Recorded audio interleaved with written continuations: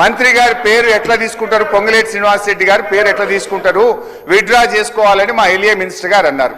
నేను ఎందుకు తీసుకోవాల్సి వచ్చిందంటే అధ్యక్ష, ఒకసారి నేను ట్విట్టర్లో ట్వీట్ చేసిన, ఇట్లా ఒక దగ్గర ఇల్లీగల్ కన్స్ట్రక్షన్ అవుతుంది, ఇల్లీగల్ గా క్రషర్ నడుస్తా ఉంది, ఈ క్రషర్ కు అనుమతి, ఇండస్ట్రీస్ అనుమతి లేదు, పొల్యూషన్ కంట్రోల్ బోర్డు అనుమతి లేదు, అదేవిధంగా మైనింగ్ లైసెన్స్ లేదు, ఇది అక్రమంగా జరుగుతున్న క్రషరు, చర్య తీసుకోవాలని నేను ట్వీట్ చేసిన.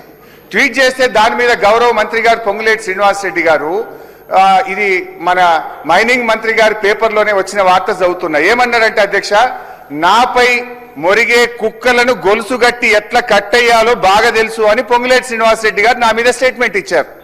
నేను ఇచ్చిన ఆరోపణల మీద నా మీద ఇంత తీవ్రమైన పదజాలంతో వారు మాట్లాడినారు.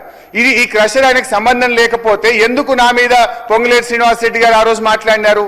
సో నా మీద పొంగులేటి శ్రీనివాస్ రెడ్డి గారు ఆ రోజు ట్వీట్ చేసినప్పుడు మాట్లాడినప్పుడు నేను కూడా ఏమంటున్నా, పారదర్శకంగా మీరు ఎంక్వైరీ చేస్తామన్నారు కదా, వారు ప్రభుత్వంలో మంత్రిగా ఉంటూ ఎంక్వైరీ సాధ్యమవుతుందా?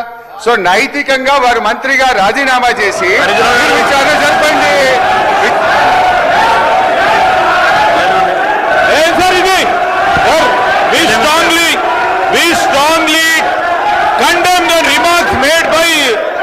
హరీష్ రావు గారు, మేము ఈరోజు ప్రస్తావన చేస్తా ఉన్నాం అధ్యక్ష.